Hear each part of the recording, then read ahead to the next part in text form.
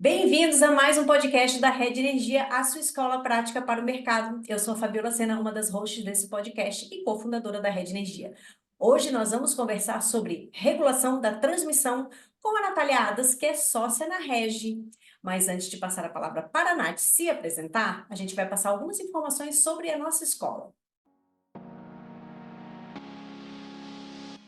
A Rede Energia é a escola de formação contínua para carreiras que precisam compreender tudo sobre negócios, mercado e regulação, nos segmentos de geração, comercialização, transmissão, distribuição e transição energética.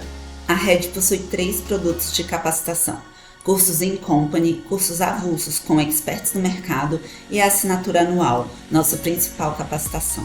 Te convidamos a seguir a Rede Energia na sua plataforma de podcast favorita e também no Instagram, LinkedIn e Telegram para acompanhar todo o nosso conteúdo gratuito. Tudo isso você encontra no site da Rede, redenergia.net. E depois desse pequeno comercial, Nath, por favor, se apresente e na sequência a gente já começa o nosso bate-papo. Bom, boa tarde, Fabi. Boa tarde a todos que estão nos ouvindo ou assistindo.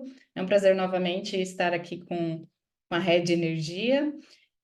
Bom, eu sou Natália Adas, sou graduada em matemática, tenho doutorado em planejamento energético pela Faculdade de Engenharia Mecânica da Unicamp.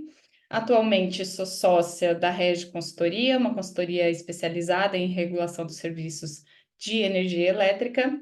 E tive uma passagem pela ANEEL por 4 anos, então fui assessora da diretoria da ANEEL, também fui planejadora de mercado na CPFL. Então, somando toda a experiência acadêmica e profissional, eu tenho quase 15 anos de experiência hoje no setor e atualmente atuo como consultora, então. E é professora da Rede Energia desde o início. Então, também 3 anos aí, nossa professora na escola. A Nath, a gente chama ela carinhosamente de Nath, né? A Nath e o Thiago aí são nossos parceirões aí no curso de regulação da transmissão e regulação da distribuição, mas hoje a gente vai falar da regulação da transmissão, né, Nath? Muito obrigada demais aí por vocês estarem sempre super presentes aqui. E eu queria começar perguntando uma coisa. No setor, a gente acaba lendo e ouvindo muitas notícias e é exposto a muitos temas bem ligados assim à comercialização, tipo preço, né? Vai chover, não vai chover, período úmido, aí geração. Agora só se fala em corte de geração, antigamente era GSF, distribuição, né? Sempre tem revisão tarifária, reajuste tarifário, encargos, CDE. E a gente percebe que o segmento de transmissão, ele parece ser um pouco mais tímido. A gente só ouve falar em transmissão na época de leilão, né? E aí eu queria saber por que é importante que o profissional do setor elétrico entenda também esse segmento e por que ele acaba ficando um pouquinho mais discreto nesse mundaréu de coisas aí do mercado.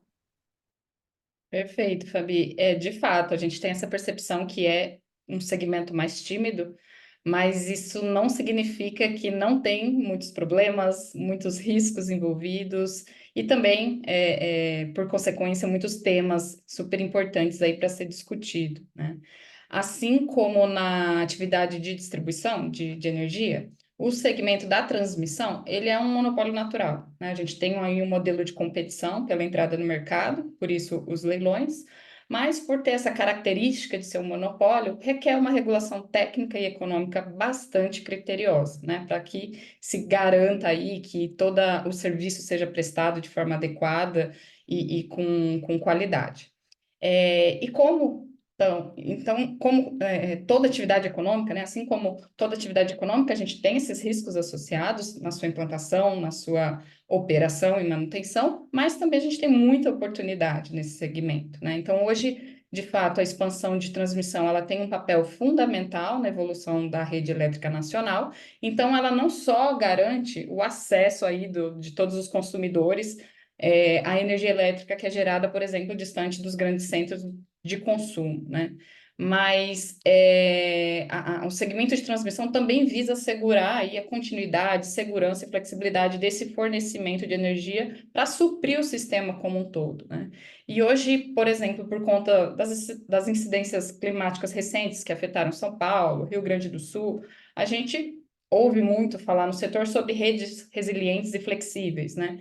E essa temática não está só envolvida com o segmento de distribuição, que é o segmento que acaba atuando diretamente ali com o consumidor e por isso talvez os holofotes estejam mais voltados para esse segmento, né? Então hoje também se discute muitas soluções no segmento de transmissão, né? Então, de que modo a transmissão pode auxiliar esse processo de aumentar a resiliência, aumentar a flexibilidade para para que a gente tenha, né, adequabilidade e segurança no fornecimento de energia no sistema. Então, de fato, é um segmento que está em constante modernização, expansão, tem diversos desafios e diversas oportunidades, né? Então, trazendo um pouquinho rapidamente aqui em números, só em 2024 a gente teve 2 leilões, né? Então, normalmente a gente tem os leilões no primeiro semestre, no segundo semestre. Esses 2 leilões contrataram 18 lotes, né? Então, 18 lotes foram ofertados, 18 lotes foram arrematados, 100% de sucesso nesses leilões. Então, são leilões que firmam contratos de longo prazo, então as concessões são firmadas ao longo de 30 anos, e somente esses 2 leilões de 2024 totalizaram um investimento da ordem de 21 bilhões de reais, o que equivale a aproximadamente uma receita anual permitida que essas concessões de transmissão vão receber anualmente, de pouco mais de 2 bilhões de reais. Então, é muito investimento, né? É muita receita envolvida nesse tipo de segmento.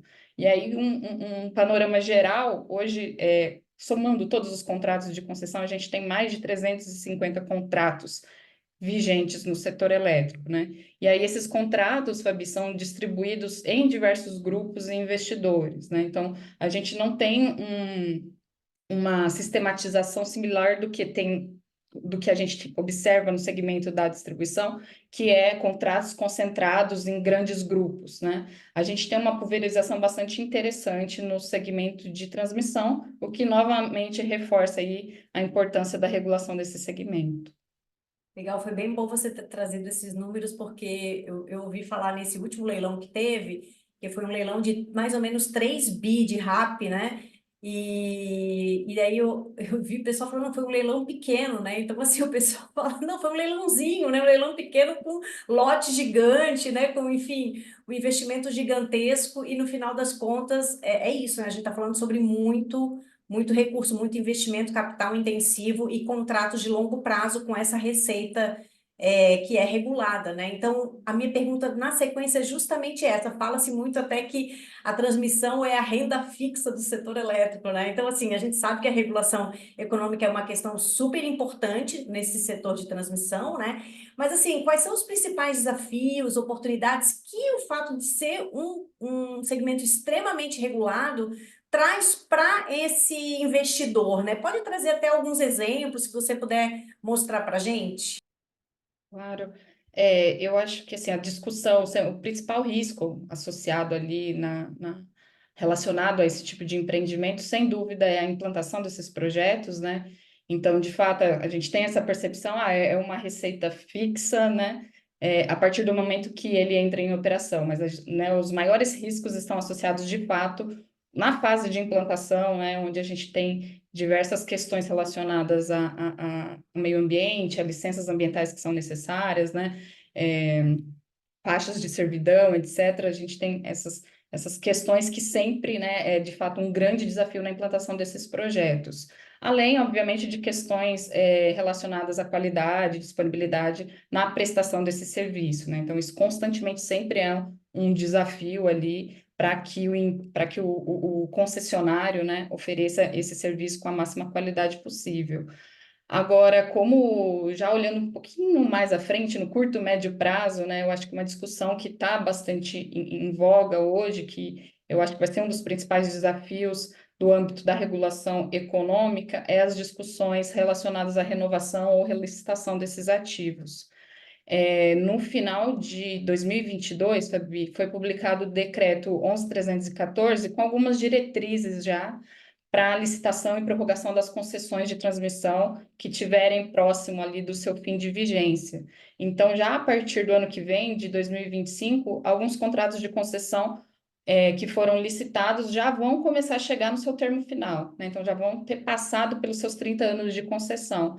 Então, até 2035, né? Então, nesses 10 próximos anos, a gente vai ter 22 concessões que vão chegar ao fim ali dos seus termos contratuais. E aí, por isso que as discussões regulatórias já se iniciaram com o decreto, já houve uma tomada de subsídio pela ANEEL, porque vai ser importante, né, a gente discutir algumas questões econômicas sobre avaliação de ativos, sobre indenizações, sobre configurações de parcela de RAP para investimentos que vão sendo feitos ao final da concessão, a própria substituição, decisão de substituição de ativos no final da concessão. Então, a gente tem uma série de nuances, questões regulatórias que têm que ser supridas ali no curto período de tempo. E aí, por isso, novamente, a importância de conceitos regulatórios e econômicos que regem o segmento de transmissão, eles sempre precisam estar bastante claros, né, para a gente poder avançar nessa discussão.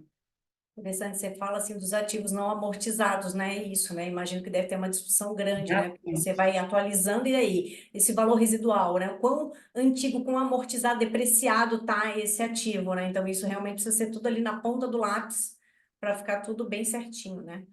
E aí eu queria saber o seguinte, a ANEEL, pelo menos eu que tenho mais, assim, contato com a área de geração, comercialização, né, são 30 anos nessa área, a gente sempre vê a ANEEL, assim, aprimorando, trazendo atualizações e muitas regras, né? Então, quando a gente fala em tudo, né, regra da CCE, no NS, tudo quanto é lado.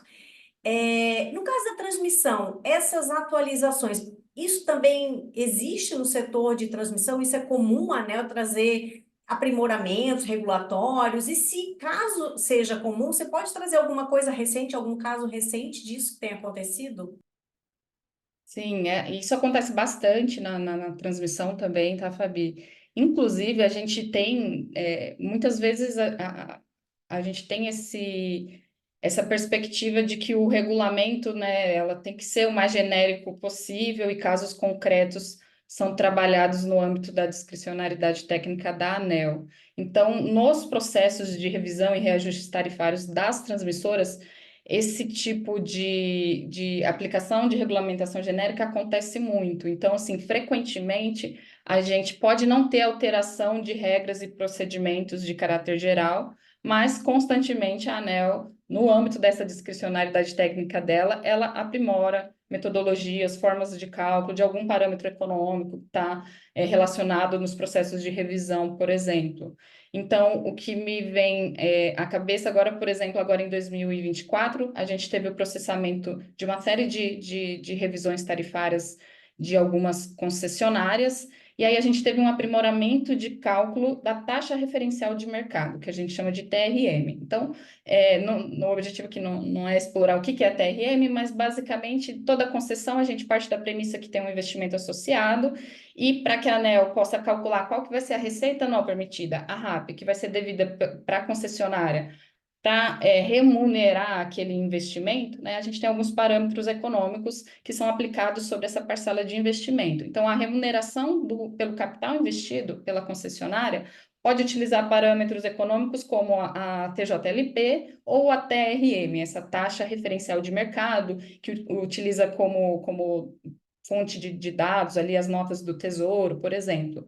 E aí, a ANEEL, agora no processamento da revisão de 2024, ela aprimorou a forma de cálculo, de revisão dessa TRM para melhor consistir os parâmetros conforme a descrição do contrato de concessão, procurando a disponibilidade de bases públicas. Então, ela fez um aprimoramento bastante positivo na forma de cálculo dessa TRM, que é capaz de permitir aí uma maior reprodutibilidade, previsibilidade para os agentes, né, de transmissão. Então, é um parâmetro que é revisto a cada 5 anos e é importante que o agente, quando entra na licitação, né, saiba qual é o parâmetro, quais a base de cálculo, qual a metodologia de estimação desse parâmetro, né, para que ele possa prever ali todos os riscos associados a esse contrato de concessão.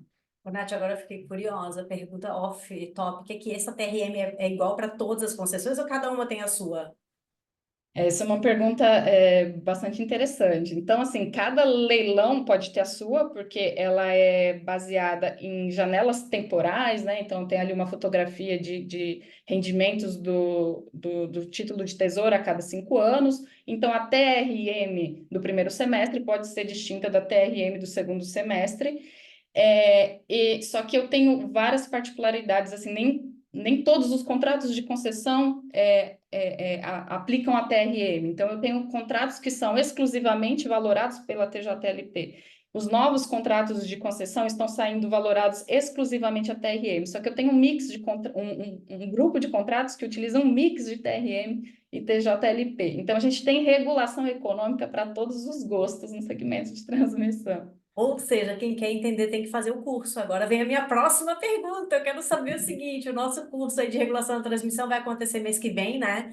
Você e o Tiago são os nossos professores. Fala um pouquinho mais sobre o curso. Quem sair do curso vai conseguir fazer um reajuste, uma revisão? Em que nível, né? Pessoa assim que está ainda tem pouca experiência, ela pode fazer. Fala um pouquinho sobre o que as pessoas vão aprender.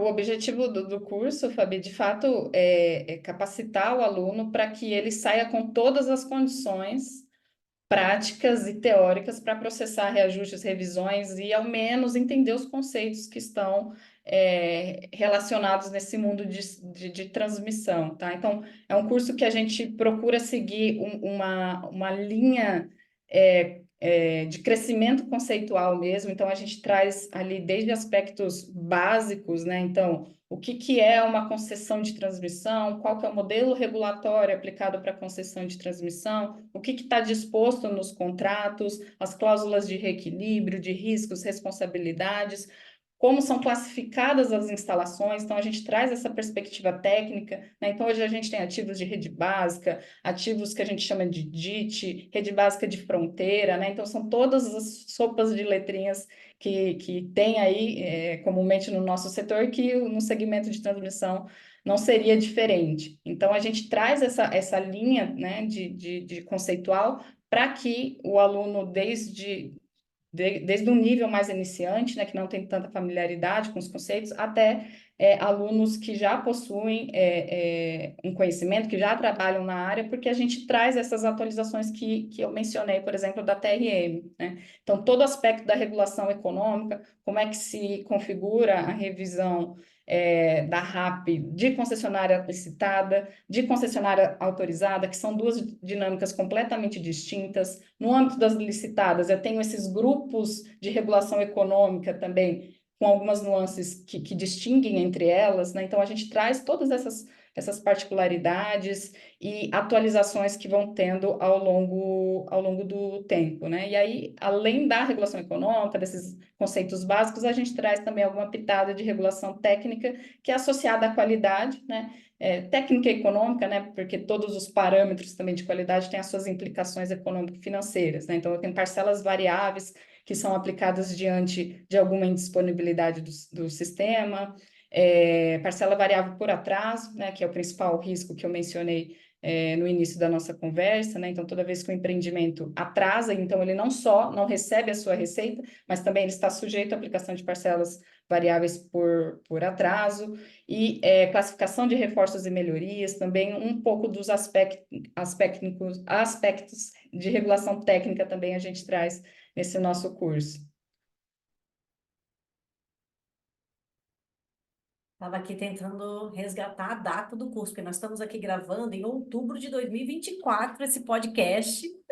E vai ser agora em novembro, né? As datas, não sei se você tem aí de cor aí, Nath, se eu vou depois dar uma procurada aqui. A gente vai colocar aqui na descrição depois também do podcast, então o link e as datas para você não se confundir. E se você está ouvindo esse podcast depois que o curso já aconteceu, não tem problema, porque a gente também tem a edição aí assíncrona, né? Você não vai ter o prazer de poder trocar aí com a Nath e com o Tiago, mas a edição assíncrona também é uma ótima oportunidade para você não ficar aí na mão, né? De repente tem uma revisão, um reajuste para fazer, perdeu o curso, não é por isso que você vai ficar sem esse conhecimento.